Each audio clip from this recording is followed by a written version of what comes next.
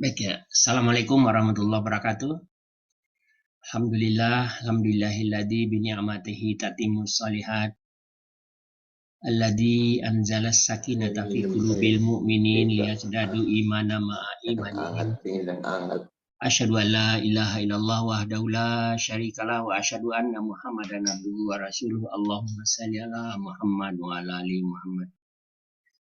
Alhamdulillah puji dan syukur kita panjatkan kepada Allah Subhanahu wa taala pagi hari ini 10 Muharram hari Asyura.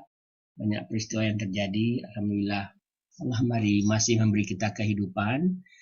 Allah masih memberi kita kenikmatan berupa hidayah dan taufiknya sehingga kita bisa dapat berkumpul bersama-sama pagi hari ini dalam mengkaji hadis-hadis yang disampaikan oleh Rasulullah SAW. Alhamdulillah pagi hari ini kita bersama Ustadz Maulana Faisal karena pekan pertama beliau berhalangan dan berganti dengan Ustadz yang lain. Baik, pagi hari ini insya Allah kita diberi tema oleh Ustadz yang cukup menarik nih, berbagi pahala sesama orang-orang beriman gitu. Nah, ini apa ini semua kita lihat, kita dengarkan dari beliau nanti. Baik Bapak Ibu sekalian, sama-sama kita mulai acara kita dengan sama-sama baca basmalah. Bismillahirrahmanirrahim. Kepada Ustadz kami persilakan.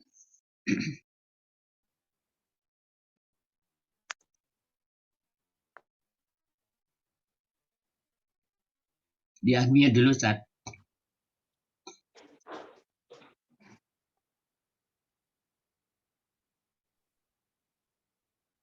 Bismillahirrahmanirrahim. Assalamualaikum warahmatullahi wabarakatuh. Innal hamdalillah nahmaduhu wa nasta'inuhu wa nastaghfiruh. Waalaikumsalam warahmatullahi wabarakatuh. Wa na'udzu billahi min syururi anfusina wa sayyiati a'malina. Man yahdihillahu fala mudilla lahu wa man yudlil fala hadiya lahu. Asyhadu an la ilaha illallah wahdahu la syarika lahu wa asyhadu anna nabiyyana Muhammadan abduhu wa rasuluh la nabiyya ba'dah. Allahumma salli wa sallim ala nabiyyina Muhammadin wa ala alihi wa sahbihi wa man ittaba'ahum bi ihsan ila yaumil qiyamati amma ba'd. Faya ma'syaral muslimin wal muslimat, usikum wa nafsi bi taqwallah faqad fazal muttaqun. Qala Allah ta'ala ya ayyuhalladzina amanu taqullaha haqqa tuqatih wa la tamutunna illa wa antum muslimun. Alhamdulillah, para jamaah yang dirahmati Allah Ta'ala, sebelumnya marilah senantiasa kita panjatkan puji syukur kehadiratnya atas segala limpahan nikmatnya kepada kita semua, terutama sekali nikmat iman, Islam, sehat, afiat.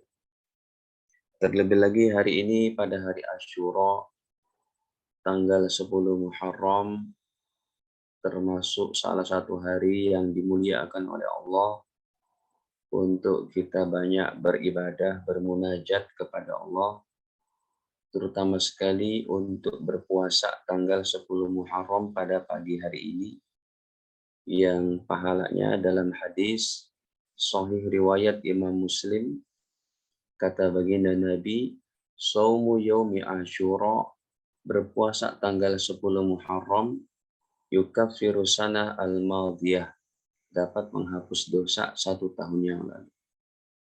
Dan juga pada hari ini disunnahkan kita untuk memberikan uang belanja lebih kepada keluarga kita.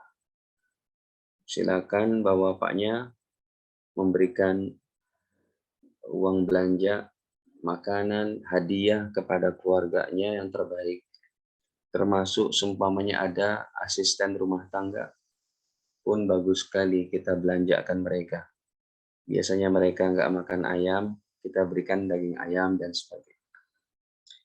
Baik, sholawat beserta salam semoga senantiasa tercurahkan kepada junjungan kita baginda mulia, kerinduan umat, panutannya Nabi besar Nabi Muhammad Sallallahu Alaihi Wasallam beserta keluarga dan para sahabat mereka. Para jamaah yang dirahmati Allah, tema berbagi pahala sesama orang beriman. Ini merupakan satu bentuk kasih sayang Allah Ta'ala kepada orang-orang beriman. Sekalipun sudah wafat, pahala masih bisa mengalir. Sekalipun bukan darah dagingnya, tapi boleh dan bisa memberikan hadiah pahala berupa amalan,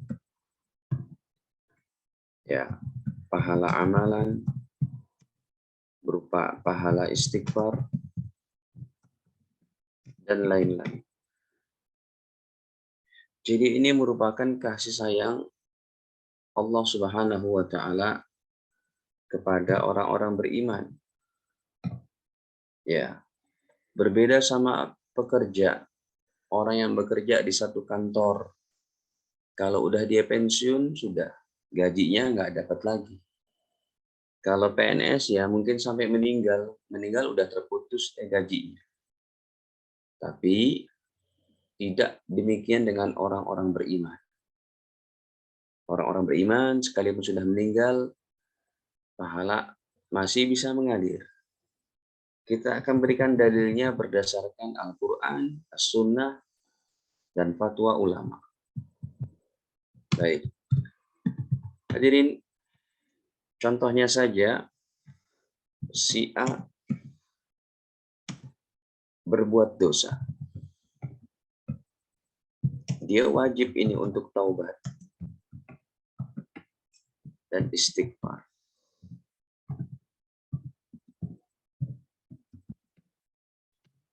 Tapi dalam syariat mulia ini,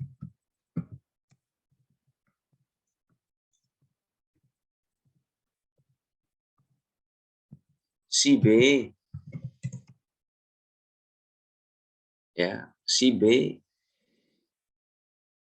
boleh beristighfar untuk si A. Gitu. Padahal kalau secara logikanya yang berbuat dosa si A kok, si A-nya lah yang wajib taubat dan istighfar. Betul, seperti itu memang. Tapi Allah izinkan si B beristighfar untuk si A. Ya. Nah, para jamaah yang dirahmati Allah. Jadi Allah izinkan ada bantuan eksternal. Ya, selain internal dari diri kita masing-masing, sholat kita, puasa kita, haji kita, doa kita, istighfar kita, tapi Allah izinkan bantuan eksternal.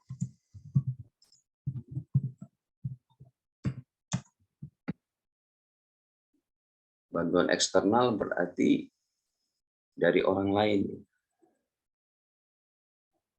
Nah, para jamaah dirahmati Allah, kita masuk saja dalil Quran yang pertama.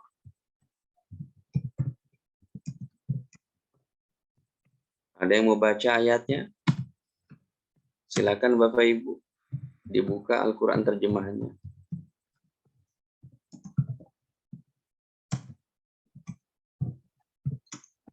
Surat apa Ustaz? Suratnya sedang ditulis.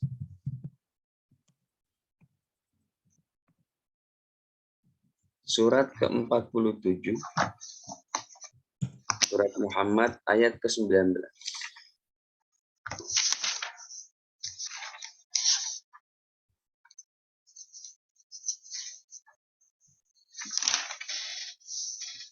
Artinya saja Ustaz.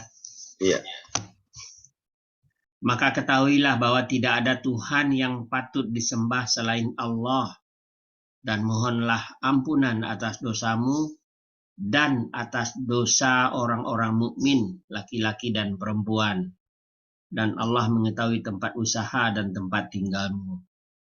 Dalam ayat ini Allah perintahkan baginda Nabi untuk beristighfar akan dosa Nabi Muhammad dan juga dosa orang-orang beriman. Ya, jelas. Inilah yang disebut dengan istighfar, bantuan pahala dari orang lain. Berupa istighfar kalau ini. Kita dengan Nabi Muhammad nggak ada keturunan darah secara langsung. Syaratnya dalam tematik ini, syaratnya tidak 5, tidak 4, tidak 7, apalagi 10. Syaratnya cuma 1. Hidup dan mati dalam keadaan la ilaha illallah. Hidup dan mati dalam keadaan beriman kepada Allah. Syaratnya cuma 1, Bapak Ibu sekalian, dalam tema ini, dalam syariat yang mulia ini, yang penuh dengan kemudahan-kemudahan. Syaratnya 1, mati dan hidup dalam keadaan Islam dan iman. Surat Muhammad ayat ke-19 ini, fa'lam annahu la ilaha illallah. Ketahuilah bahwa sesungguhnya la ilaha illallah, tidak ada Tuhan yang patut disembah melainkan Allah. Ya. Wastaghfir lidzambik, dan istighfarlah kamu wahai Nabi Muhammad, lidzambika, akan dosamu. Apakah Nabi Muhammad punya dosa? Ada, tapi sudah langsung ditegur oleh Allah. Apakah Nabi Muhammad punya keliru? Ada, tapi sudah ditutup langsung oleh Allah. Contohnya, dalam surat ke-18, surat Al-Kahfi, ayat ke-23. Allah tegur Nabi Muhammad di situ.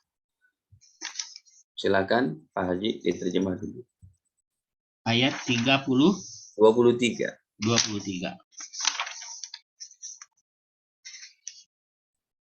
Dan jangan sekali-kali engkau mengatakan terhadap sesuatu, aku pasti melakukan itu besok pagi. 24-nya. Kecuali dengan mengatakan insya Allah, dan ingatlah kepada Tuhanmu apabila engkau lupa, dan katakanlah, mudah-mudahan Tuhanku akan memberiku petunjuk kepadaku, agar aku yang lebih dekat kebenarannya daripada ini. Nabi Muhammad pernah berkata ketika ditanya oleh orang-orang kafir, siapa itu Raja Iskandar Zulkarnain? Wa yas'alunaka 'an dzil qarnain. Nabi Muhammad bilang, besok ya, besok. Besok saya jawab. Rasulullah tidak bilang apa waktu itu? Insya Allah. Maka ditegur oleh Allah. Wala taqulanna li syai'in inni fa'ilun dzalika ghada. Wahai Nabi, jangan kamu bilang kepada sesuatu yang kamu akan kerjakan besok ya, besok. Gitu. Allah katakan illa ayyasha Allah. Kecuali kamu bilang apa? Insya Allah. Contohnya yang kedua, 2 saja ya saya berikan contohnya. Memang Nabi Muhammad ada keliru, tapi sudah ditutup oleh Allah. Sudah dimaaf dan ditegur langsung. Surat Abasa wa Tawalla.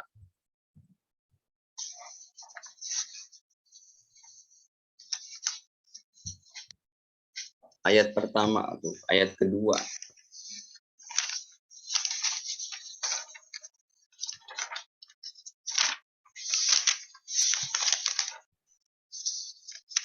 Silakan.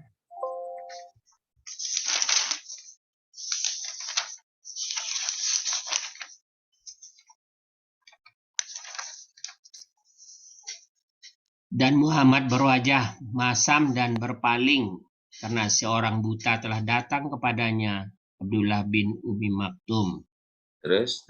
Dan tahukah engkau Muhammad, barangkali dia ingin menyucikan dirinya dari dosa, atau dia ingin mendapatkan pengajaran yang memberi manfaat kepadanya.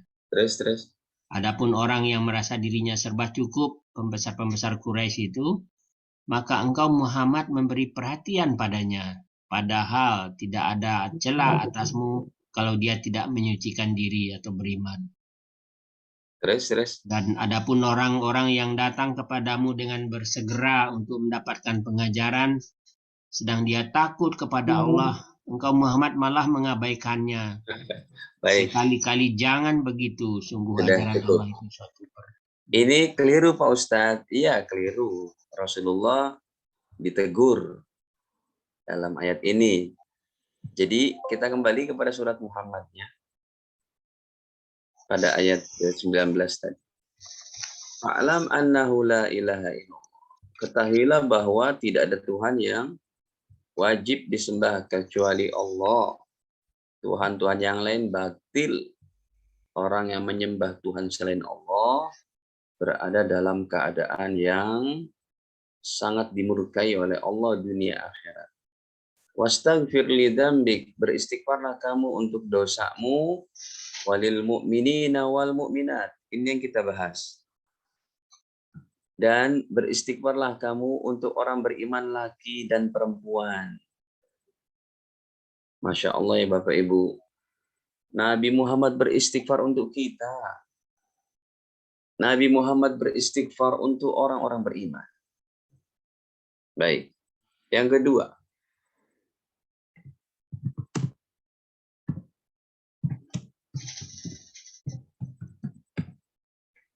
Yang kedua, istighfar Nabi Nuh untuk orang-orang beriman.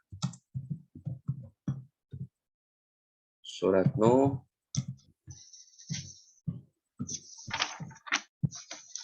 ayat ke-28.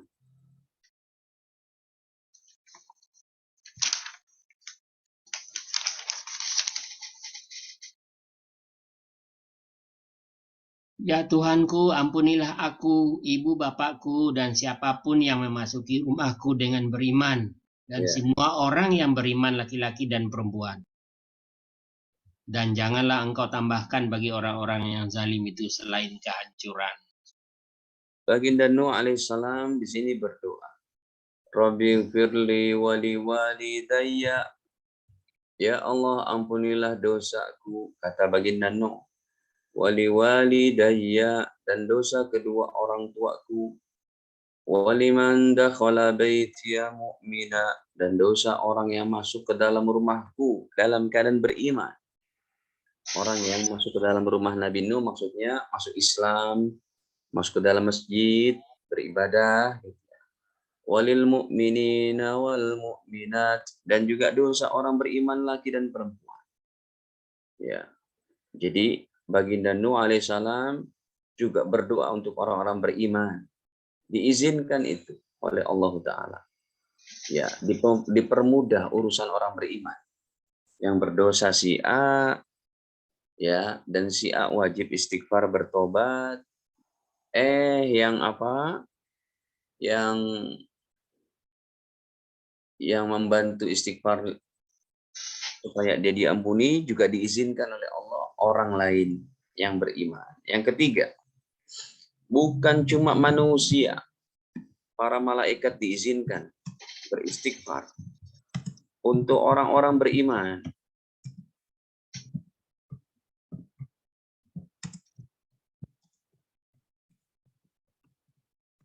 Suratnya ada dalam surat Ghafir. Ayatnya ke-7.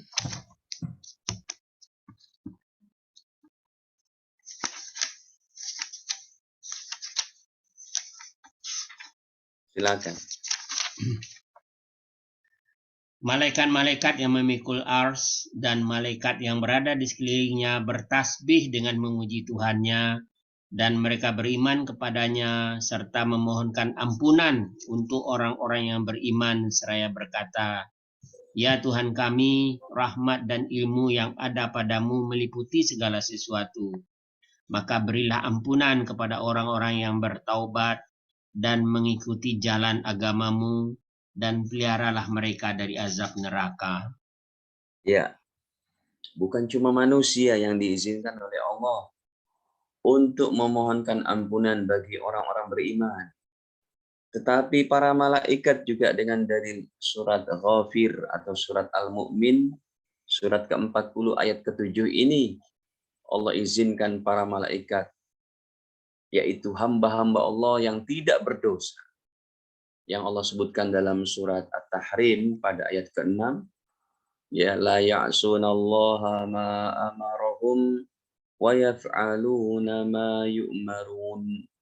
Para malaikat tidak pernah bermaksiat kepada Allah dan senantiasa menjalankan perintah-perintah Allah. Malaikat diizinkan untuk beristighfar bagi orang-orang beriman.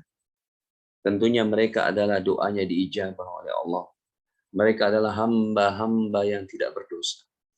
Ayat ke-7 surat Ghafir, alladzina yahmiluna al-arsya, dan para malaikat yang menggotong arash, yang memikul arash, para malaikat yang menopang arash di atas kepala-kepala mereka. Bapak Ibu tahu nggak ada berapa malaikat yang menggotong arash? Mungkin ada yang tahu?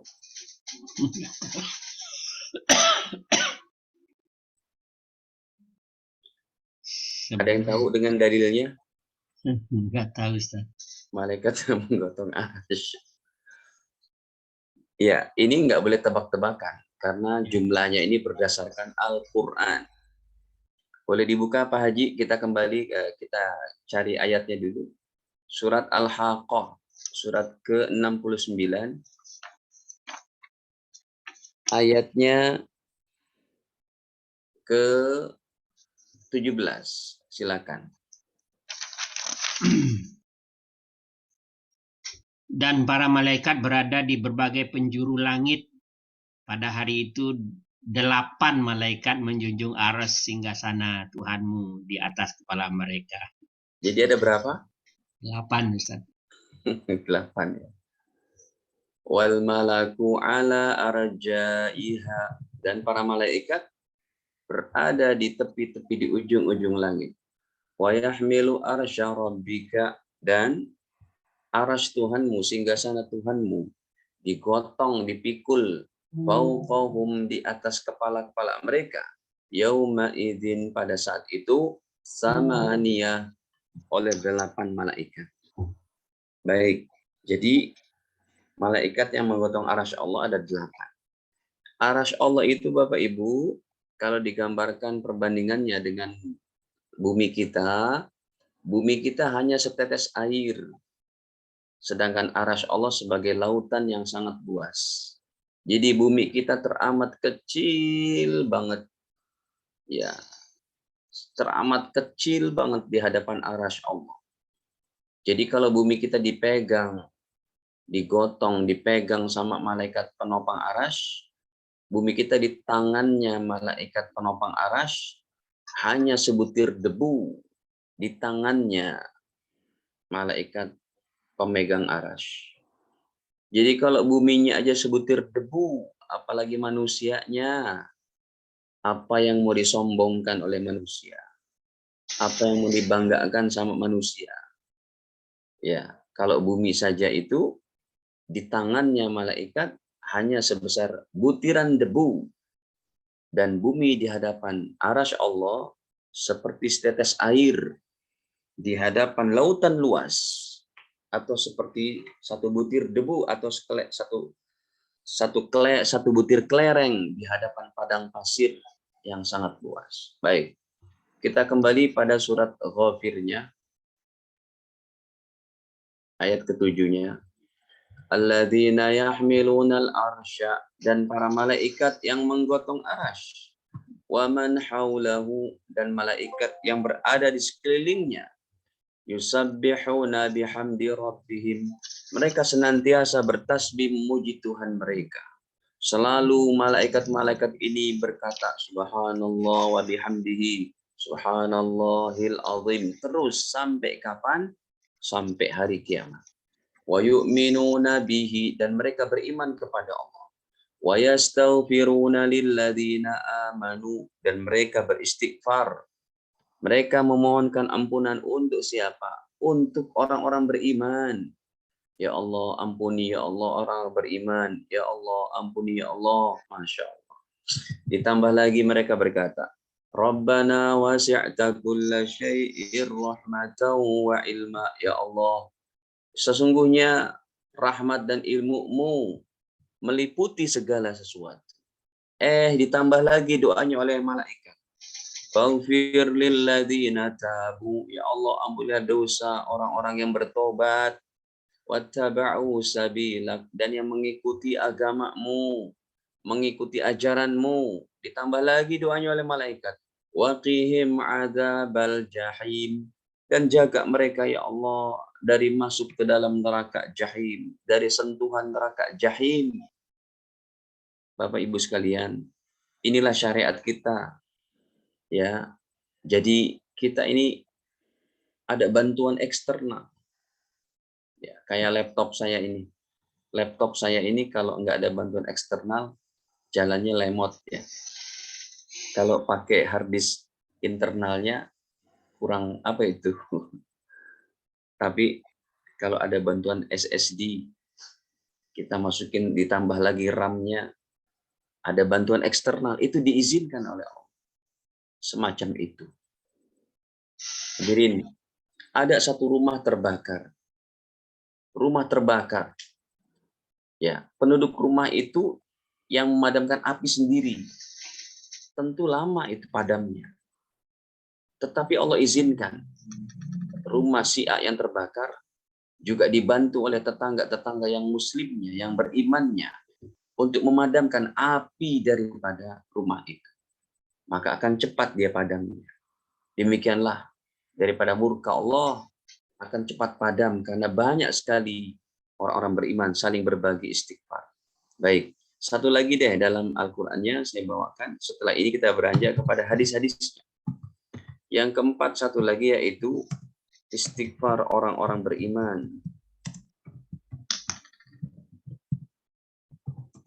Untuk orang beriman yang lain. Sekalipun tidak saling mengenal.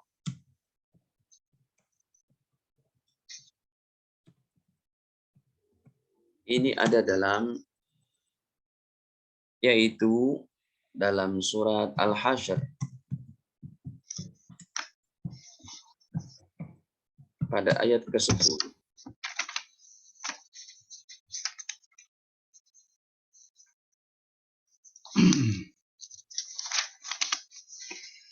Dan orang-orang yang datang sesudah mereka muhajirin ansar, mereka berdoa, Ya Tuhan kami, ampunilah kami dan saudara-saudara kami yang telah beriman lebih dahulu dari kami, dan janganlah Engkau tanamkan kedengkian dalam hati kami terhadap orang-orang yang beriman. Ya Tuhan kami, sungguh Engkau Maha Penyantun, Maha Penyayang. Bapak Ibu paham tidak kalimat pertamanya itu? Walladzina ja'u min ba'di. Apa itu terjemahnya Pak Haji tadi?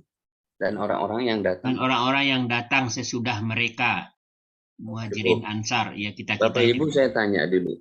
Paham nggak orang-orang yang datang maksudnya? Ini kan terjemahan begini masih terkunci ini, belum begitu paham. Baik. Saya terjemah nih yang untuk terjemah mafhum gampang ya. Walladzina, tolong di mute ya itu. Ya, ya. Baik. Di situ terjemahannya di dalam kitab-kitab terjemahan, walladzina ja'u min ba'dihim, dan orang-orang yang datang setelah para sahabat muhajir dan ansar. Ini kan orang kayak nggak paham nanti. Yang datang maksudnya gimana datang? Nih terjemahannya yang enak begini.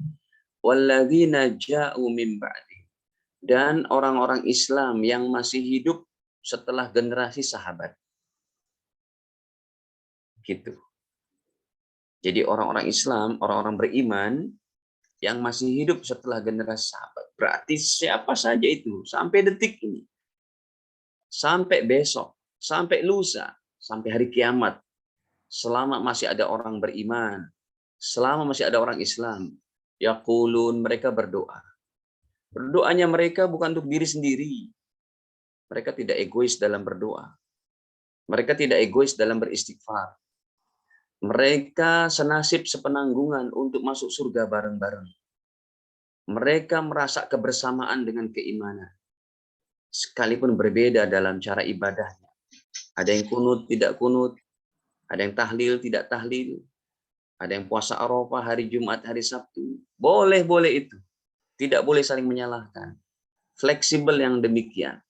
Justru kita disatukan dengan rasa kasih sayang, saling beristighfar, saling berdoa satu untuk yang lain. Jadi orang-orang beriman yang baik itu doanya bukan untuk diri sendiri. Tetapi Allah firmankan di sini, Rabbana ighfir lana, ya Allah ampunilah dosa-dosa kami ya Allah, wa li ikhwanina, dan juga dosa saudara-saudara kami ya Allah. Ini Allah tidak mengajarkan kita doanya itu untuk keluarga kita saja. Bukan, secara umum. Dan ampunilah dosa saudara-saudara kami ya Allah. Alladzina sabaquna bil iman. Yang jelas satu saja syaratnya. Yang mereka telah meninggal, mereka telah mendahului kami dalam keadaan beriman. Hebat ini, pelajaran ini Bapak Ibu. Pelajaran yang penuh dengan kasih sayang. Pelajaran yang penuh dengan pikir dan risau untuk keselamatan bersama. Pelajaran untuk menarik rahmat Allah. Bukan terhadap diri kita saja. Tetapi kita ingin menarik rahmat Allah untuk seluruh manusia beriman. Kalau yang tidak beriman tidak boleh. Baik.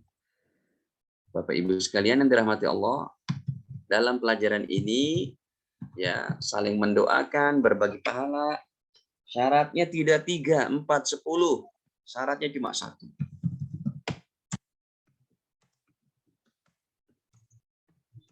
Hidup dan mati.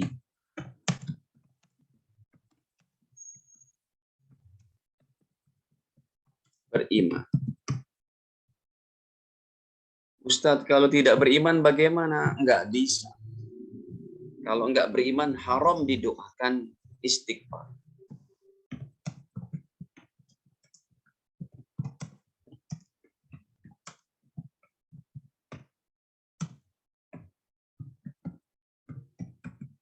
Sekalipun orang tua saya, Ustadz, yang meninggal dalam keadaan non-muslim.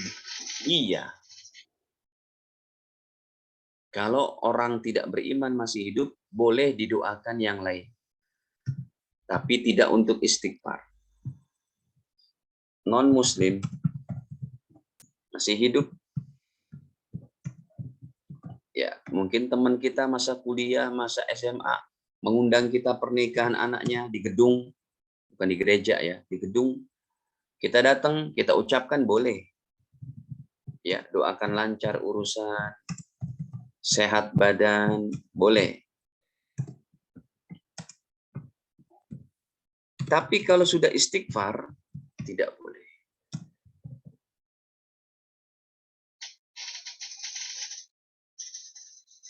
Doakan rahmat, keselamatan, tidak boleh. Makanya kita nggak boleh ngucapin Assalamualaikum. Tidak boleh. Kenapa? Itu doa yang isinya adalah rahmat dan kasih sayang Allah, keselamatan kepada mereka. Tapi kalau masih hidup, doakan lancar urusan. Ya, gimana anakmu Pak? Belajar di mana? Sukses ya. Boleh itu. Sehat badannya. Kalau sakit kita kunjungi, dapat pahala itu. Tapi untuk mendoakan Allahumma gfir lil kafirin itu haram. Dalilnya Pak Ustadz.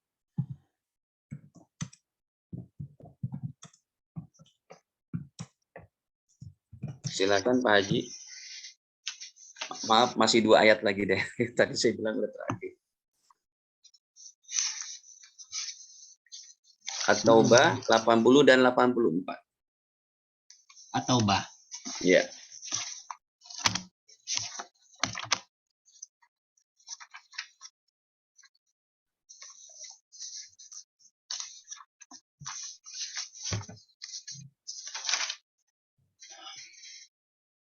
Orang-orang yang ditinggalkan tidak ikut berperang merasa gembira. Taubah 80 Pak Haji. 80. Sama saja engkau Muhammad memohonkan ampunan bagi mereka atau tidak memohonkan ampunan bagi mereka. Ya. Walaupun engkau memohonkan ampunan bagi mereka 70 kali, Allah tidak akan memberi ampunan kepada mereka. Yang demikian itu karena mereka ingkar dan kafir kepada Allah dan Rasul-Nya. Dan Allah tidak memberi petunjuk kepada orang-orang yang fasik. Ayat ini jelas, terang, seterang sinar matahari di siang hari, tanpa ada sedikit awan pun. Istaghfir lahum aw la tastaghfir lahum. Kamu minta ampunan untuk mereka orang-orang tidak beriman. Ataupun kamu tidak minta ampunan, wahai Nabi. Sama aja, kata Allah. In tastaghfir lahum sab'ina marrah. Kalau kamu minta ampunan untuk mereka 70 kali, dalam kurung bahkan lebih, fala yaghfirullahu lahum. Tidak akan Allah ampuni dosa-dosa mereka. Kenapa? Dzalika bi annahum kafaru billahi wa rasulih. Karena yang demikian mereka ingkar, kafir kepada Allah dan Rasulnya. Silakan ayat 84-nya. Dan jangan engkau Muhammad melaksanakan salat untuk seseorang yang mati di antara mereka, orang-orang munafik, selama-lamanya. Dan janganlah engkau berdiri mendoakan di atas kuburnya. Sesungguhnya mereka ingkar kepada Allah dan Rasul-Nya, dan mereka mati dalam keadaan fasik. Maksud daripada orang munafik di sini adalah munafik yang hatinya kafir. Ya, munafiknya adalah munafik akidah. Yang dia cuma ngaku-ngaku saja sebagai orang beriman, padahal hatinya ingkar kepada Allah. Ini disebutkan sebagai musuh terbesar dari Nabi Muhammad dan umat Islam. Wala tusalli ala ahadim minhum mata abada. Jangan kamu sholatkan ke atas jenazah salah satu orang di antara mereka, yaitu orang-orang munafik yang hatinya kafir. Abadan, selama-lamanya enggak boleh kamu doakan. Wala taqum ala qabrih, jangan kamu berdiri di atas kuburnya untuk mendoakan. Kenapa? Innahum kafaru billahi wa rasulih. Karena mereka kafir, ingkar kepada Allah dan Rasul. Para jamaah dirahmati Allah, ya, ini syariat yang penuh dengan keberkahan, kemudahan. Hanya saja ada aturan-aturan yang tidak boleh kita injak, yang tidak boleh kita langkahi, yang tidak boleh kita untuk melakukannya. Ini At-Taubah surat 9 maksudnya. Baik, sekarang dalil hadis.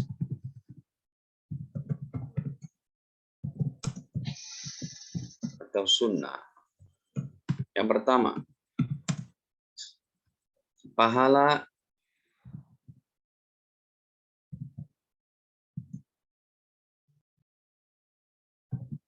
badal haji untuk mayit, sekalipun bukan anak kandungnya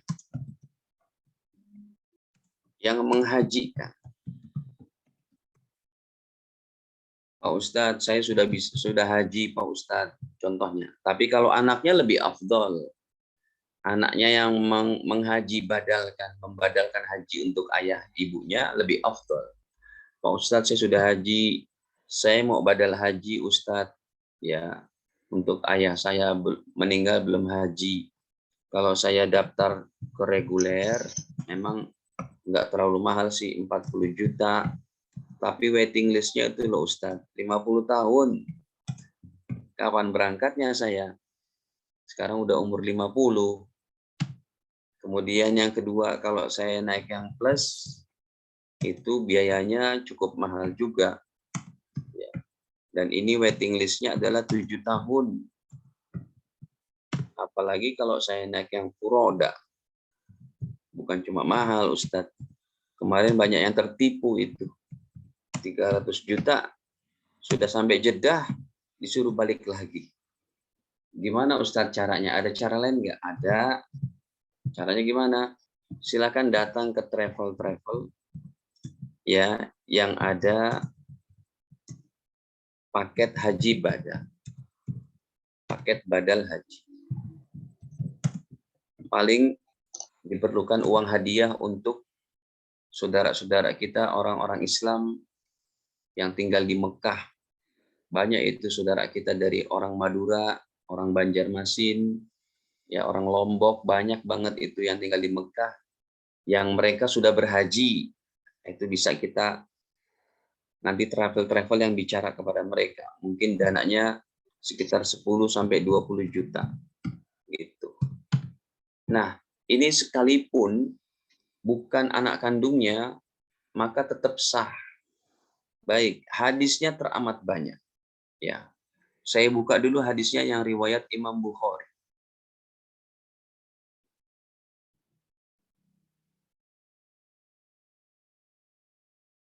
Ceritanya, ini hadis yang pertama adalah untuk orang tua bahkan yang masih hidup. Saya ulang Bapak Ibu, ini orang tuanya masih hidup boleh dihaji badalkan. Syaratnya orang tuanya sudah uzur sekali. Nggak bisa naik pesawat, apalagi naik ontak pada zaman Nabi. Baik. Ini dia dalilnya, nomor 1442. Singkat ceritanya saja, singkat hadisnya.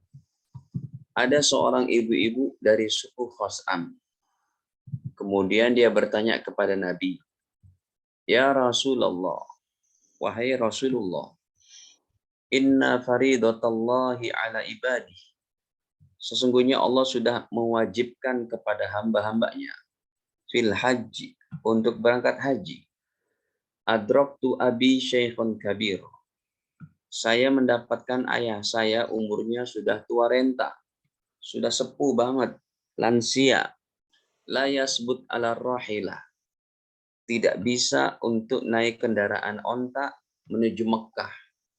Jaraknya sangat jauh, berbulan-bulan. Ya. Dari Damaskus, dari Irak, dari Mesir. Ini ayah saya belum bisa, nggak bisa haji ya Rasul, karena sudah sepuh banget, udah sakit-sakitan, udah nggak bisa berjalan. Pertanyaan dari anaknya ini, apa ahujju anhu? Boleh tidak saya menghajikan ayah saya? Qal, Nabi menjawab, na'am, monggo, silakan. Wa dzalika fi hajjatil wada', dan ini peristiwanya ada pada haji wada tahun 10 Hijriah. Baik. Kita tampilkan lagi hadis yang lainnya. Riwayat Imam Abu Daud. Yang ini orang lain ini yang mengerjakan. Bukan anak kandungnya. Ada seorang sahabat berhaji. Yang mana dia berhaji untuk kerabatnya. Namanya Syubrumah.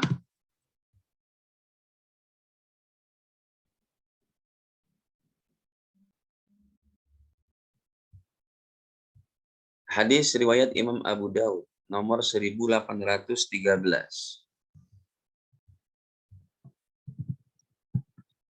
Anan Nabi Shallallahu Alaihi Wasallam, sesungguhnya Nabi SAW sami'a rajulan, beliau mendengar seorang laki-laki yaqulu, yang membaca talbiyahnya labbaika an Syubrumah.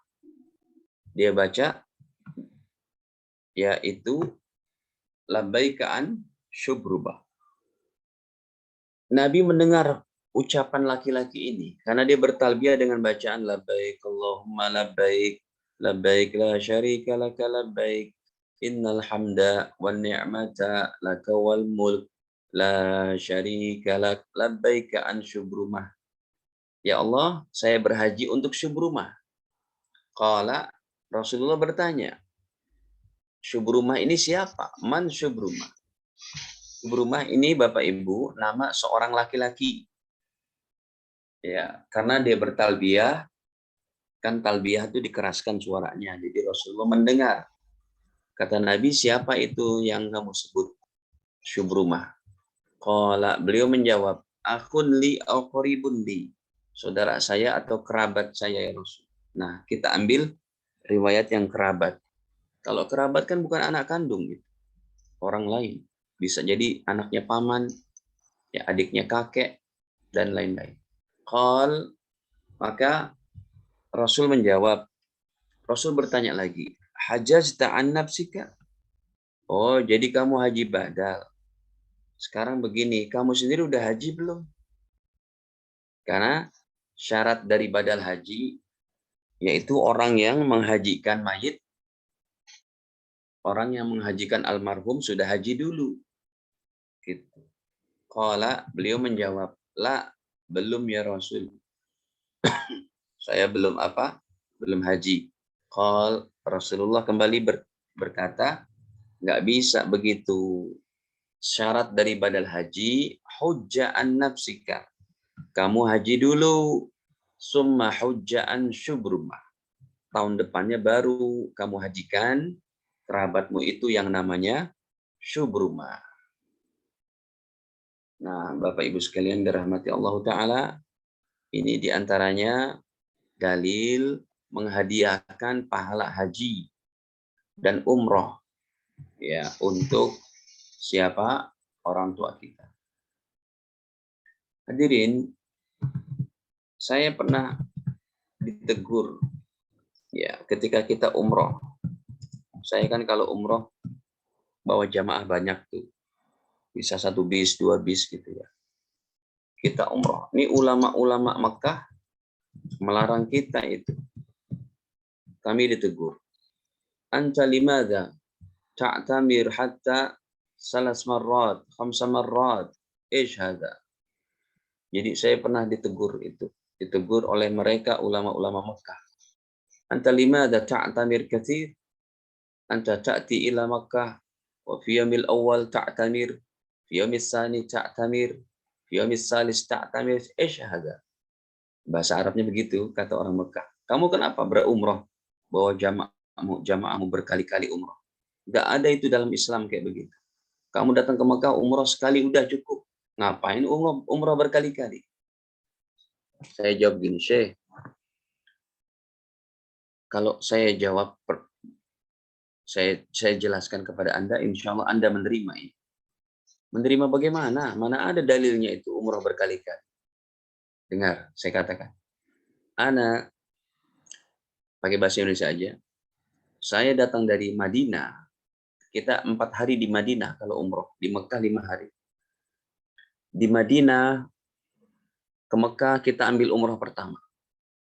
Setelah selesai umroh pertama, nah umroh kedua, itu saya berangkat bawa jamaah lagi ke Tan'im, ke Masjid Aisyah, untuk mengambil miqat. Di sana kita niat haji, niat umrohnya, bukan untuk diri kami lagi. Hari kedua kami niatkan untuk ibu kami. Hari ketiga kami niatkan untuk ayah kami. Hari keempat kami niatkan untuk ibu mertua kami. Hari kelima kami niatkan untuk ayah mertua. Salah di mana? Ini dalilnya, saya bilang.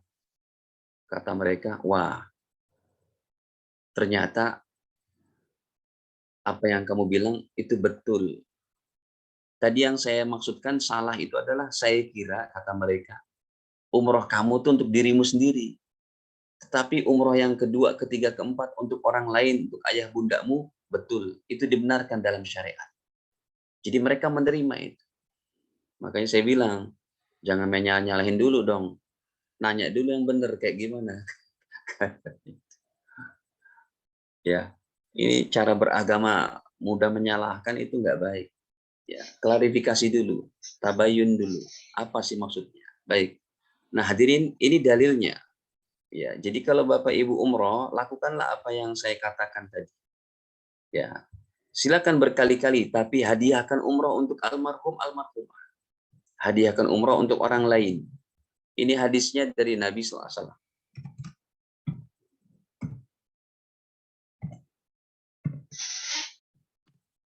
Ini.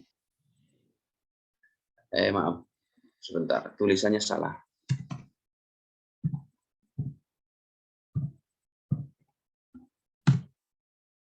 Nih, kata baginda dalam hadis Hasan Sahih, riwayat Imam Tirmidzi, ya, Nabi Shallallahu Alaihi Wasallam bersabda di sini, hujja'an abika. Silakan kamu hajikan. Hujja'an abika. Silakan kamu hajikan untuk bapakmu yang sudah meninggal. Wa'tamir. Dan silakan umrohkan beliau. Jadi ada badal haji, ada badal umroh. Ini untuk mayit semuanya. Allah izinkan, sekalipun orang tua kita sudah meninggal, mereka tetap dapat pahala daripada, yaitu pahala haji dan umroh. Baik. Makanya hadirin, tadi yang di atas, contohnya ini, yang dalilnya sudah saya berikan tadi, itu yang ada di layar, istighfar para nabi, para malaikat. Contohnya begini Pak Ustadz, ada sepasang suami istri. Mohon maaf kalau contohnya ada keserupaan nama. Ada sepasang suami istri yang soleh-soleha, sudah meninggal dunia.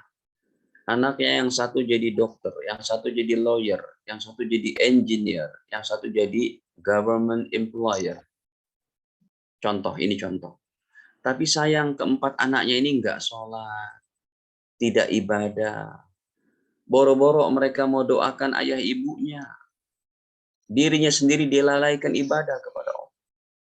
Jamaah bertanya, Pak Ustadz, kasihan ya orang tuanya kayak begitu, nggak ada yang doakan. Betul ibu, bapak, kasihan. Tapi, apa tapinya?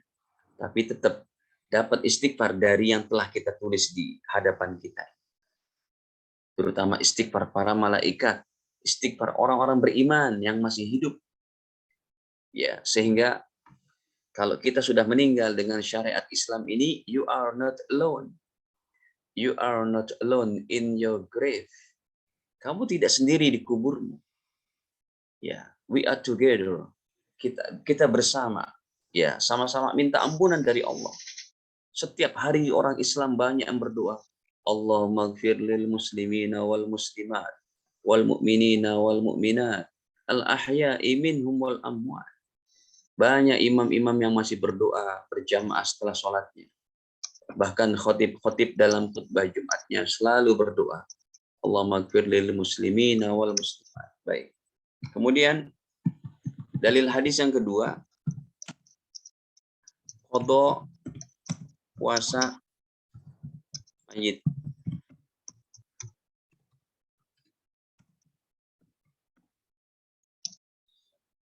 Ya.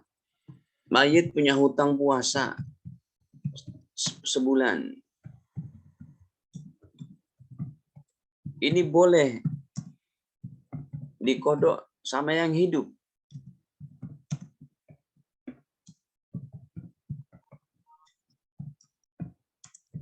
Lihat. Dimudahkan syariat ini. Hadisnya kita buka riwayat daripada Imam Bukhari. Bukhari Muslim lah. Tapi saya buka yang Sahih Bukhari-nya saja. Nomornya 1852. Ini. Datanglah seorang laki-laki kepada Nabi. Ja'a rajulun. Telah datang seorang laki-laki kepada Nabi Shallallahu Alaihi Wasallam. Faqala. Beliau bertanya, Ya Rasulullah, wahai Nabi, inna ummi matat, sesungguhnya ibuku, ummi, matat, meninggal dunia, wa alaiha shaumu syahrin, dan beliau punya hutang puasa 1 bulan. Afa aqdihi anha, pertanyaannya, boleh tidak saya yang mengkodok hutang puasa? Ini orang tua kita umurnya sekitar 60-an yang meninggal, punya hutang puasa. Bukan umurnya 90 atau 80 tahun yang sudah sepuh. Kalau ada orang tua kita umur 80-90 tahun tidak puasa, itu tidak usah dikodok, tapi cukup bayar fidyah, yaitu 1 harinya 1 liter beras. Kalau ini ibunya meninggal dalam keadaan relatif masih sehat, masih kuat maksudnya, umur 50-60. Boleh nggak saya mengkodok puasanya? Anak-anaknya mengkodok. Anaknya ada 5. 1 anak boleh berbagi itu. 6 hari, 6 hari, 6 hari. 6 harinya pun tidak mesti berurutan. Ya, boleh selang-seling, boleh pindah-pindah. Nabi menjawab, Naam, silakan. Kenapa? Kata Nabi, fadainullah, karena hutang kepada Allah, ahaqqu, lebih berhak, ayuqdha, untuk dikodok. Nah, para jamaah yang dirahmati Allah, ya, ini demikian juga di antaranya yang ketiga adalah sedekah jariyah untuk mayit. Ya, contohnya Bapak Ibu wakaf masjid, wakaf pesantren, wakaf tanah pesantren, wakaf Al-Quran untuk mayit. Ini sampai semua. Dan ya, dalam masalah berbagi pahala kepada mayit, ini bukan cashback. Coba diperhatikan. Bukan cashback kita dapat pahalanya. Kita yang hidup bukan dapat cashback, tapi buy one get one. Maksudnya bagaimana?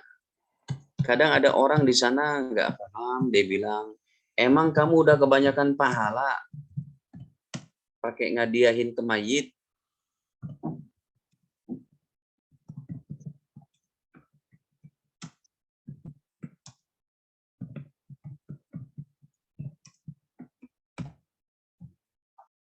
Jawabannya bukan masalah kebanyakan pahala atau tidak, tetapi kita yang menghadiahkan sempurna dapat 100%. Nanti dalilnya saya tampilkan. Sempurna dapat 100%. Dan orang tua kita yang kita hadiahkan, badal haji atau yang lainnya, juga 100%. Makanya saya tuliskan di situ bukan cashback. Kalau cashback kan sedikit. Bapak Ibu beli rumah, dapat cashback air condition, dapat cashback jet pump. Itu kan cashback. Kalau ini bukan. Jadi prinsip matematikanya dalam syariat ini adalah buy one, get one. Gitu. Kan hebat nih Bapak Ibu. Baik, kita buka aja dalilnya. Hadis riwayat Imam Muslim. Nomornya 4.300 sekian.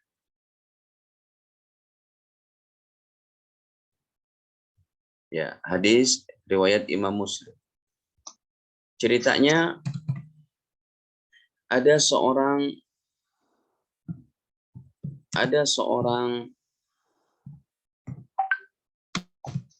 anak muda bertanya kepada Nabi Shallallahu Alaihi Wasallam.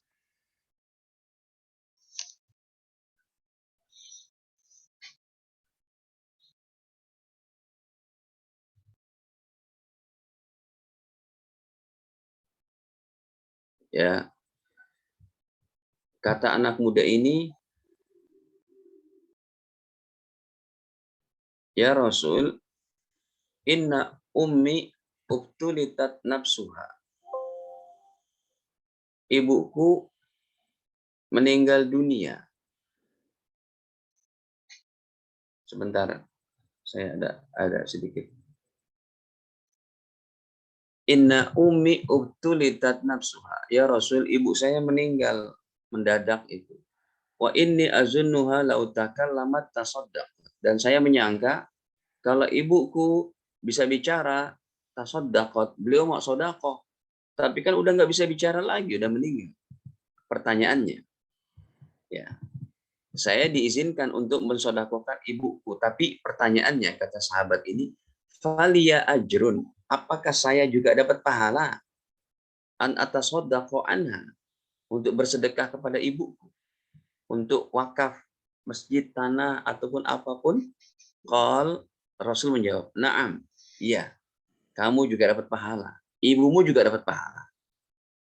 Baik, bahkan saya berikan dalil ini dalam Al-Quran. Tolong Pak Haji diterjemah lagi. Jadi prinsip buy one get one ini adalah tidak mengurangi pahala sedikit pun dari orang yang bersedekah pahala, menghadiahkan pahala, tidak mengurangi sedikit. Ini kalau tadi hadis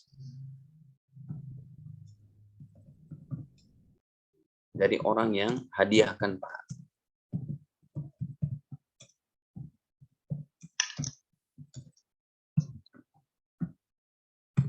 Dalilnya saya tambah surat At-Tur, surat ke-52, ayatnya ke-21. Surat At-Tur itu 52 apa 51? Coba dilihat. 52, Ustaz.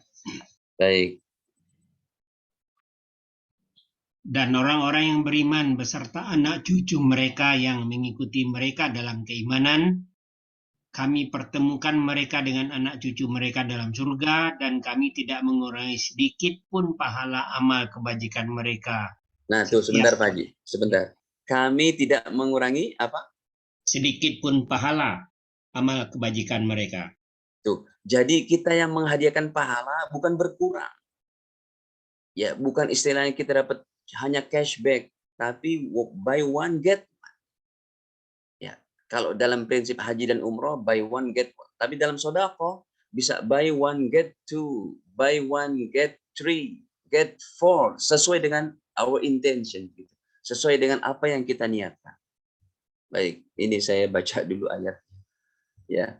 Walladzina amanu wattaba'athum dzurriyyatuhum biimanin alhaqna bihim dzurriyyatahum wama alatnahum min amalihim min syai' kullu imri'in bima kasaba rahin.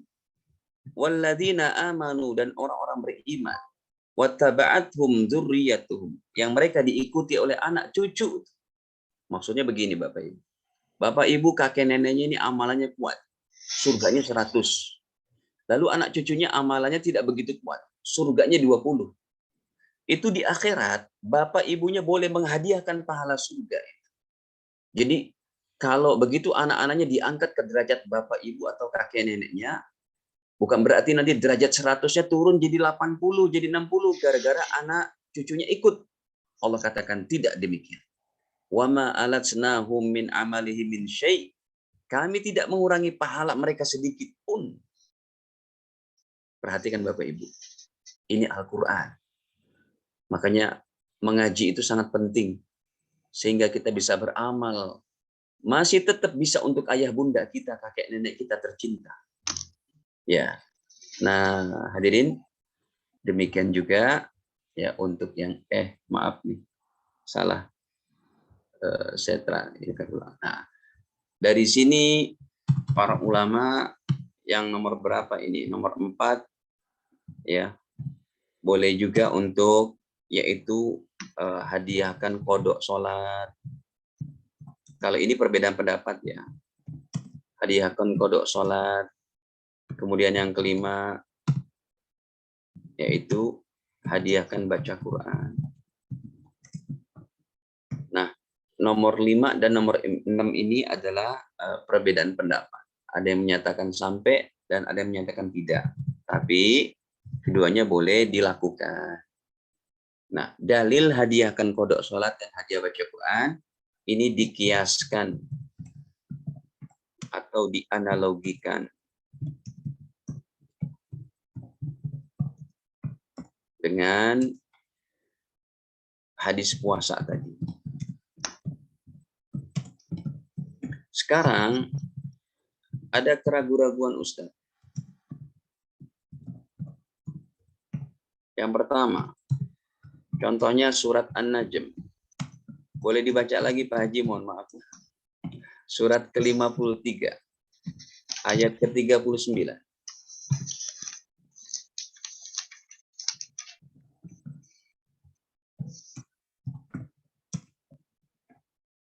Dan bahwa manusia hanya memperoleh apa yang telah diusahakannya. Ya. Sudah dilihat ini Ustaz, ada keraguan-raguan nih. Keraguan-raguan itu dalam bahasa fikihnya itu ada syubhat. Surat An-Najm ini Ustaz, Ayat 39, manusia nggak dapat apa-apa kecuali dari usahanya sendiri. Yang tadi dibaca artinya sama Pak Haji itu gimana? Jawabannya, An-Najm 39 ini, jawaban pertama adalah, ya, ayat ini untuk syariat nabi-nabi yang disebutkan sebelumnya. Coba dibaca dari ayat 36-nya Pak Haji, mohon maaf. Ataukah belum diberitakan kepadanya apa yang ada dalam lembaran-lembaran kitab suci yang diturunkan kepada Musa Ya, dan lembaran-lembaran Ibrahim yang selalu menyempurnakan janji, ya. yaitu bahwa seseorang yang berdosa tidak akan memikul dosa orang lain, Terus, dan bahwa manusia hanya memperoleh apa yang telah dia usahakan.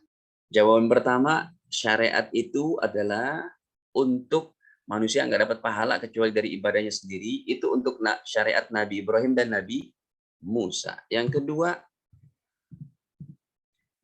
An-Najm ayat ke-39 ini sudah diganti hukumnya. Atau dalam bahasa kaidah usul fikihnya dimansuh dengan ayat-ayat di atas di awal-awal pengajian. Yaitu surat apa tadi? Muhammad ayat ke-19, surat Nuh ayat 28, surat Ghafir ayat ke-7, surat Al-Hasyr ayat ke-10 dan lain. Baik. Kemudian ada hadis juga berbunyi, Ustaz, bila seorang meninggal amalannya terputus kecuali 3, gitu kan? Ya. Ini bagaimana syubhat ini? Ya, jawabannya adalah yang pertama, justru hadis ini menyatakan pahala masih mengalir itu kan. Ya kan? Hadis ini menyatakan pahala masih mengalir, diantaranya dari yang 3. Bukan terputus total gitu. Pahala masih mengalir. Ya, dari yang 3 diantaranya. Apa aja yang 3 itu? Sodaqah jariyah, ya kan? Yang kedua apa lagi? Ilmu yang bermanfaat yang kita ajarkan. Yang ketiga, anak-anak soleh yang mendoakan. Gitu. Jawaban keduanya adalah, hadirin, jawaban keduanya adalah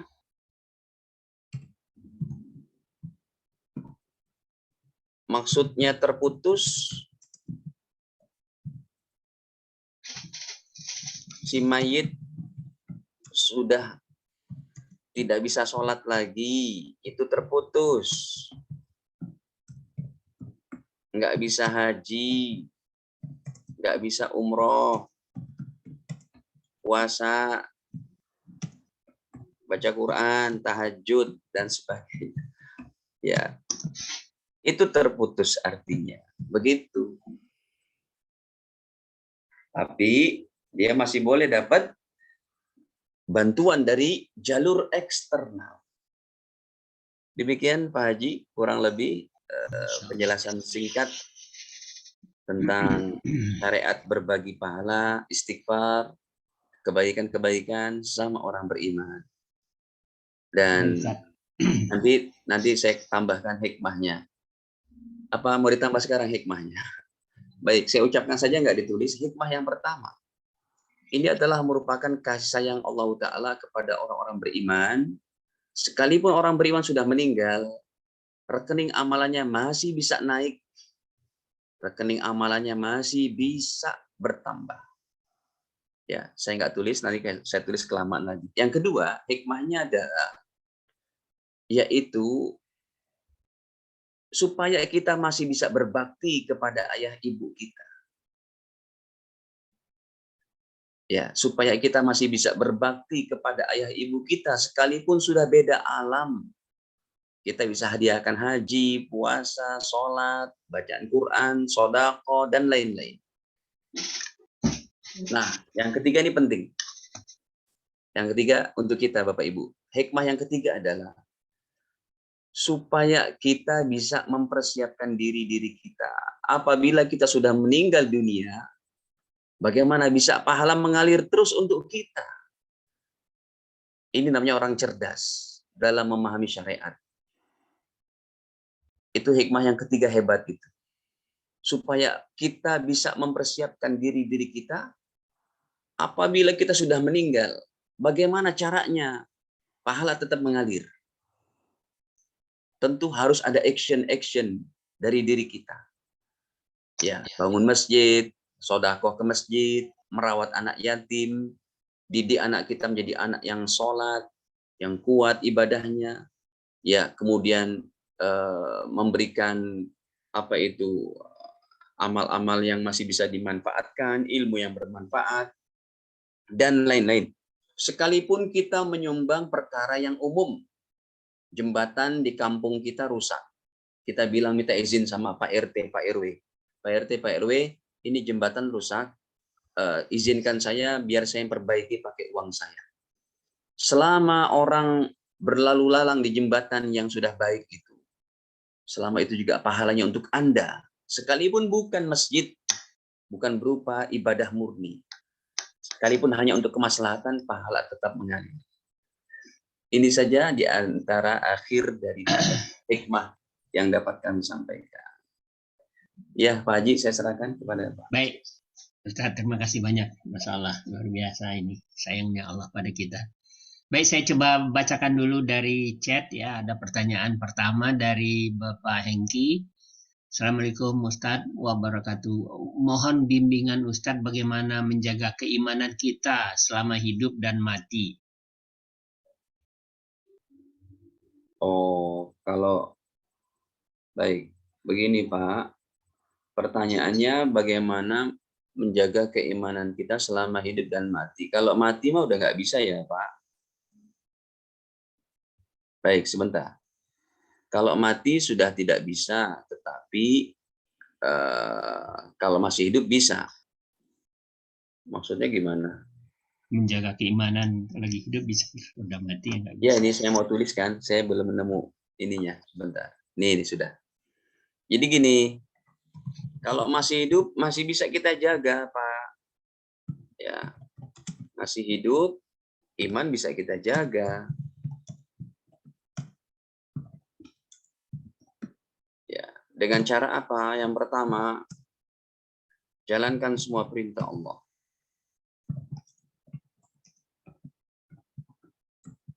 Dan jauhi larangannya. Yang kedua, ikuti sunnah Nabi. Yang ketiga, ikhlas dalam ibadah. Yang keempat, istiqomah jangan berhenti. Yang kelima, ya, mengetahui benefit amalan. Yang terakhir, bergaul dengan orang-orang soleh. Ini untuk menjaga iman kita selama kita hidup.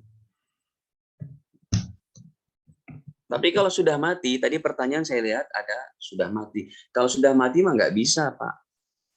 Ya, baik. Yang kedua, ini kan kalau masih hidup nih. Masih hidup, iman bisa kita jaga dengan cara ini diantaranya nih yang 6. Tapi bila sudah meninggal, ya jawabannya yang tadi. Ya, kita hanya bisa menunggu kiriman berupa doa, istighfar, atau yang lainnya dari anak-anak kita atau dari orang Islamnya. Begitu jawabannya. Kalau sudah meninggal, iman kita nggak bisa dinaikkan, ditingkatkan lagi. Kita udah nggak bisa itu. Paling bisa menunggu saja. Baik. Ada yang lain? Kiriman itu kita tunggu pada waktu kita di alam barzah saja, Ustadz ya.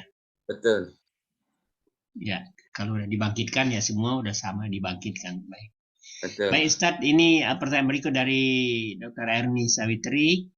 Ustadz, bila mana anak-anak telah meniatkan wakaf masjid untuk ayahnya, kadarullah masjid itu berkembang sangat baik. Bolehkah setelah mendengar kajian ini terfikir untuk mengirimkan pahala kegiatan-kegiatan masjid ini juga, bukan untuk ibu bapak saja, tapi ke 4 kakek dan neneknya? Dan haruskah niat itu disampaikan ke imam masjid atau cukup diniatkan oleh anak-anak tersebut? Jazakallah. Jawabannya ini teramat baik. Setelah Bapak Ibu mengerti pengajian ini dan Anda mengamalkannya, itu teramat baik. Itu kita berarti cerdas. Itu kita berarti anak cucu yang berbakti kepada orang tua kita dan kakek nenek kita. Diniatkan keempat itu Ustaz, boleh sebanyak-banyaknya. Dan ingat, prinsipnya adalah bukan cashback, tapi prinsipnya apa? Apa tadi? One by one get one. One by one. Prinsipnya adalah buy one get one. Ingat itu. Hadisnya, dalilnya sudah saya sampaikan, Al-Quran bahkan. Jadi jawabannya yang kedua, Bapak Ibu, tidak perlu untuk memberitahukan kepada pengurus masjid. Cukup anak-anaknya saja yang meniatkan. Ya, cukup. Kita niatin, ini pahala untuk ayah, ibu, untuk kakek, nenek, untuk mertua, untuk kakek, nenek, mertua. Begitu. Walaupun niatnya itu menyusul, Ustaz. Betul, nggak apa-apa. Diperbaharui, karena dulunya belum tahu kan. Terlambat masih lebih baik daripada tidak sama sekali. Ya, baik Ustaz, ini nyambung itu aja sedikit. Kalau begitu buy one get one, apapun yang kita lakukan ibadah yang berupa yang amalan-amalan sunnah misalnya, kita niatkan semua untuk orang tua kita. Setiap ibadah itu boleh ya Ustaz ya, apa buy one get one ya Ustaz. Kalau enggak boleh. kan sayang kalau kita hanya dapat kita sendiri aja gitu. Betul. Boleh seperti itu. Masya Allah. Baik, silakan Bapak Ibu yang lain. Nambah boleh Ustadz, nambah boleh Ustadz. Silakan Bu Erni. Kalau misalnya setiap kita sholat sunnah jadinya, menyambung pertanyaan Pak Mazwar, bolehkah itu juga diniatkan untuk membayar sholat fardu yang telah ditinggalkan oleh mungkin kakek nenek kita atau suami kita gitu? Boleh nggak Ustadz? Kalau untuk sholat tadi sudah saya katakan Ibu. Kok sholat puasa? Maaf puasa. Iya. Boleh banget Ibu, karena hadisnya sudah saya sampaikan. Iya betul, jadi bisa ya. Mohon ketegasan aja. Iya. Kalau Ustaz, luar biasa hari ini. Boleh. Iya. Ya Ustaz, tanya Ustaz. Silakan. Pak Syukur, silakan Pak Syukur. Ya. Assalamualaikum warahmatullahi wabarakatuh. Waalaikumsalam. Tadi disebutkan bahwa doa Nabi kepada orang-orang yang beriman itu apakah berlaku orang-orang yang beriman pada masanya atau selamanya. Tetapi kalau yang malaikat, karena malaikat aras itu kan sampai sekarang ada. Jadi apakah seperti itu Ustaz? Artinya kalau malaikat ya selama ini masih ada, tapi kalau Nabi itu apakah hanya orang-orang beriman pada masanya? Terima kasih. Baik. Ini pertanyaannya sangat bagus sekali. Mengundang otak saya untuk berpikir membawakan dalil yang lebih dalam. Bapak Ibu sudah siap menerima dalil yang lebih dalam? Siap, Ustaz. Begini, Nabi Muhammad kan sudah wafat, Ustaz. Baik. Ya, Nabi Muhammad sudah wafat, tapi beliau hidup di alam barzahnya.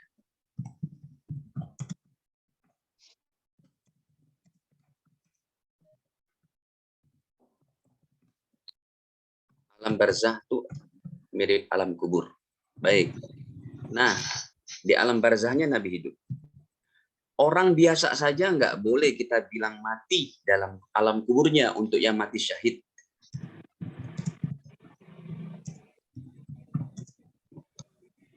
Boleh dibuka Qur'annya? Surat Al-Baqarah Pak Haji, ayat ke-154.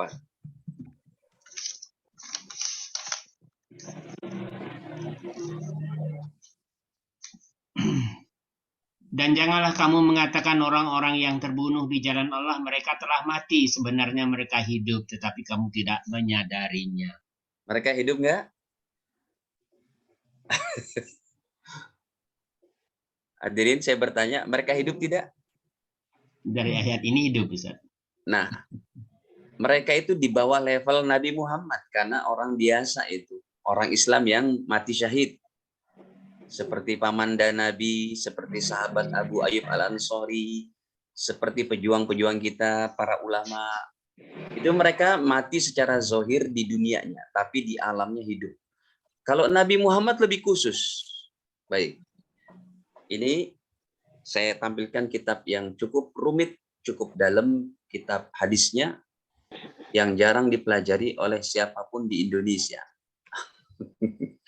Enggak ada nih kitab ini dipelajari di majelis-majelis taklim, karena kitab ini sifatnya sangat jauh dari kitab-kitab yang terkenal seperti Imam Bukhari, Imam Muslim, Imam Abu Daud, Imam Tirmidzi, Imam Ibnu Majah, Imam Ahmad.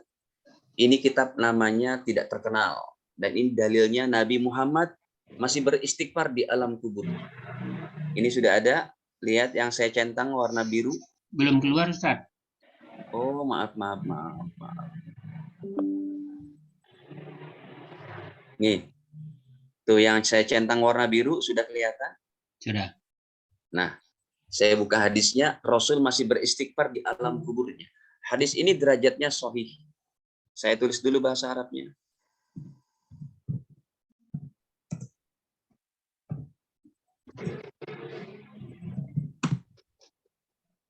Nomor 1925. Nabi Muhammad SAW bersabda, hayati khairul lakum. Ketika aku masih hidup adalah kebaikan bagi kalian. Tuhdisuna, kalian berbuat. Wa nuhaddis lakum. Dan kami bisa menjelaskan hukumnya kepada kalian. Itu kata Nabi Muhammad. Wa wafati khairul lakum. Tetapi ketika aku sudah wafat, sudah meninggal dunia, tetap kebaikan bagi kalian. Kenapa? Tu'radu alayya a'malukum. Amal-amal kalian disodorkan ke dalam kubur. Fama ra'aitu min khairin. Kalau aku mendapati amal kalian khair, baik, hamidullah alaih. Saya mengucap alhamdulillah, amal umatku masih baik, masih menjalankan sholat, taklim, puasa dan sebagainya. Tetapi kata Nabi, wa ma ra'aitu min syarrin. Dan kalau aku dapati laporan amal umatku syar, buruk, kata baginda, istaghfartullah lakum. Saya tetap beristighfar untuk kalian di alam kubur. Baik. Jadi Bapak Ibu sekalian dirahmati Allah. Ini sebenarnya dalam hadis ini jarang diungkapkan, dan karena ada yang bertanya tadi, saya pun lupa mengungkapkan. Nabi Muhammad tetap mengetahui amal-amal kita dengan disodorkan oleh Allah amal-amal kita kepada beliau di alamnya. Bukan Nabi Muhammad hadir ke kita, tapi di alamnya. Begitu. Begitu Pak Haji jawabannya. Terima kasih Ustaz. Oke, sama-sama. Ustaz, yang ayat 154 Al-Baqarah ini maksudnya orang yang syahid ya. Tapi kalau orang yang biasa, muslim biasa saja itu maksudnya tidak hidup itu, Ustaz. Ya, belum tentu. Oh, belum tahu. Ya. Kan ada orang Islam yang fasik, orang Islam yang banyak dosa. Nah, kalau mati syahid kan itu emang janji Allah surganya tanpa hisab. Dosanya sudah habis itu karena dia mati bersimbah darah. Dalam rangka memperjuangkan agama.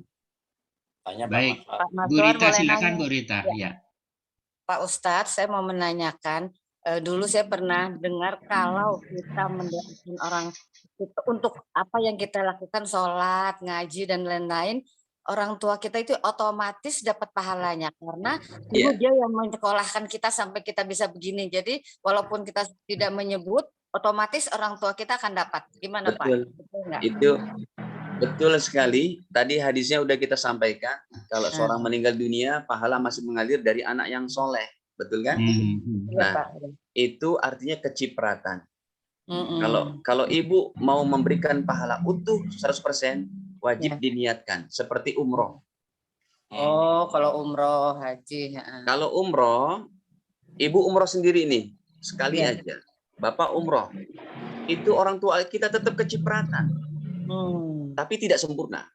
Tapi ketika Anda pada hari kedua berangkat umroh lagi untuk niatnya untuk ibu, yang ketiga untuk ayah yang sudah meninggal, maka itu bukan kecipratan saja, tetapi utuh dapat 100%. Buy one, Get get one. one. Ustadz, ini nyambung itu lagi. Kalau misalnya udah berlalu umrahnya Ustadz atau hajinya gitu, dulu nggak dapat ilmu ini. Kita niatkan sekarang haji saya yang kedua ini untuk orang tua atau umrah yang kedua Betul. orang tua. Gimana Silakan. Ustadz? Silakan begitu. Saya pun begitu, terutama umroh. Kalau haji mungkin susah ya Pak Haji, Iya. dapat kuotanya. Nah kalau umroh, usahakan besok kita umroh, maka umroh kedua untuk ibu kita, umroh ketiga untuk ayah. Maksud saya sudah berlalu Ustadz, setelah lewat gitu. Dulu Ya, kan nggak belum bisa. dapat ilmunya. Nggak bisa. Nggak bisa kan, niatnya nggak bisa. Niatnya kan ketika pakai ihram dulu. Oh. Jadi yang ini nggak bisa disusulkan niatnya. Nggak bisa, diulang aja lagi niat umrohnya, diulang lagi, hajinya diulang. Baik. Ya, terima kasih Baik. Pak. Ini ada Pak bertanya Zen, lagi. silakan Pak Zen. Ya, Pak. Terima kasih. Ustadz bicara masalah istighfar. Apakah kalau kita beristighfar, khususnya di waktu sahur itu kan sangat bagus, itu diniati untuk dosa X, apa dosa Y, apa dosa Z, apa cukup istighfar saja? Terima kasih. Iya, kalau waktu sahur sebagaimana kita beristighfar, begini Bapak Ibu, boleh ada tingkatannya ya.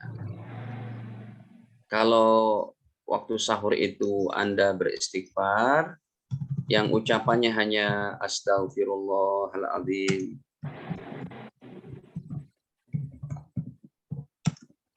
ini untuk diri Anda sendiri. Ya. Tapi kalau Bapak baca istighfarnya kayak begini, sebagaimana doa para nabi tadi,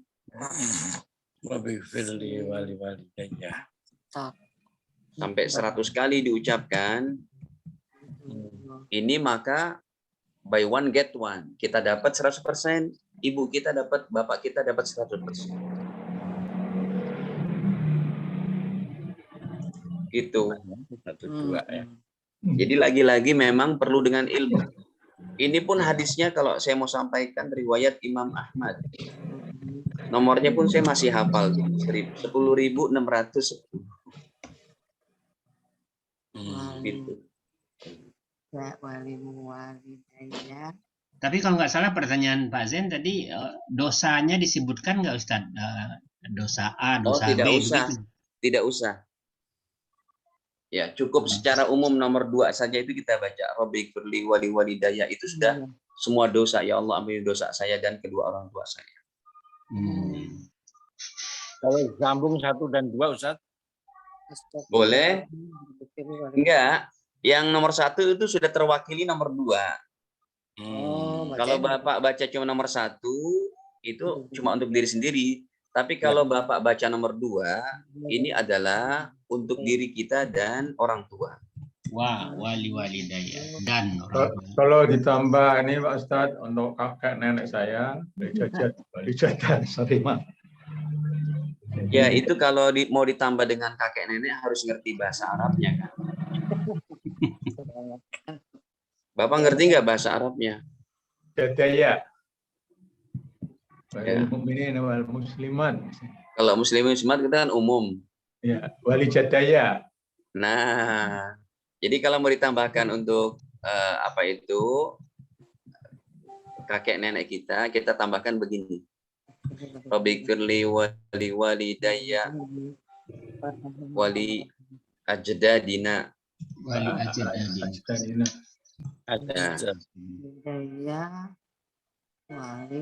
Ajdadina artinya kakek nenek.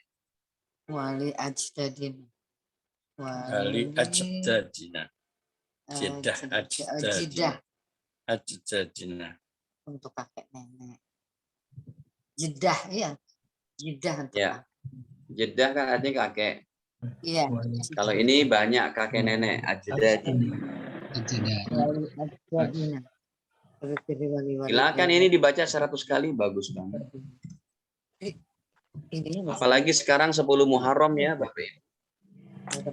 Saya anjurkan untuk Bapak Ibu di majelis ini hari ini baca 100 sampai kalau mampu 1000 kali, dihadiahkan kepada orang tua kita dan seluruh umat Islam.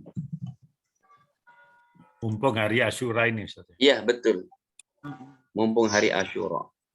Jadi tolong Bapak Ibu dihadiahkan baca kulhu ya.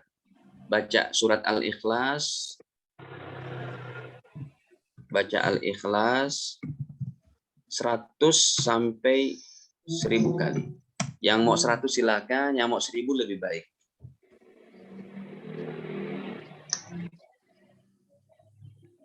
Itu boleh lagi jalan, lagi nyetir, lagi itu. Ustaz. Boleh Pak Haji, nggak apa-apa, nggak masalah.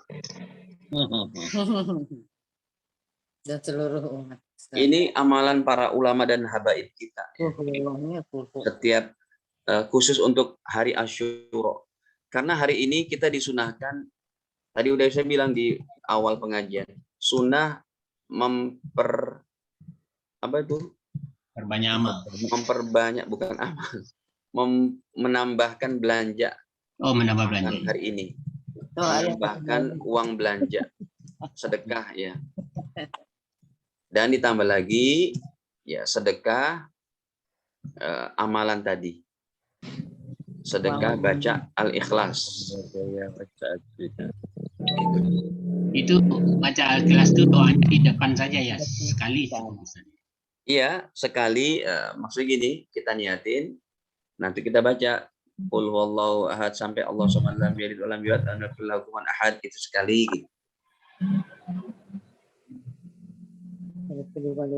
Sama kulhu. Silakan.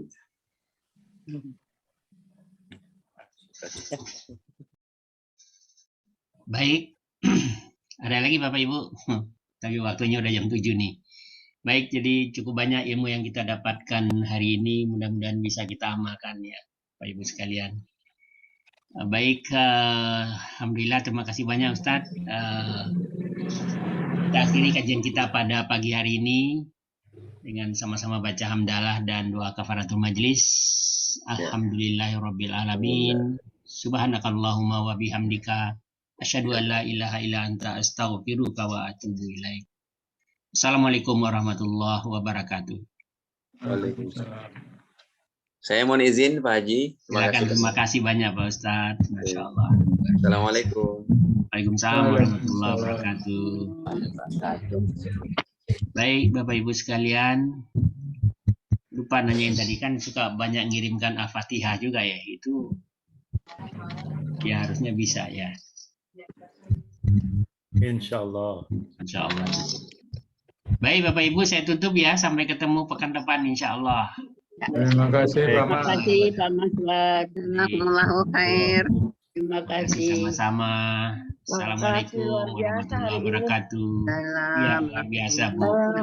Waalaikumsalam warahmatullahi wabarakatuh.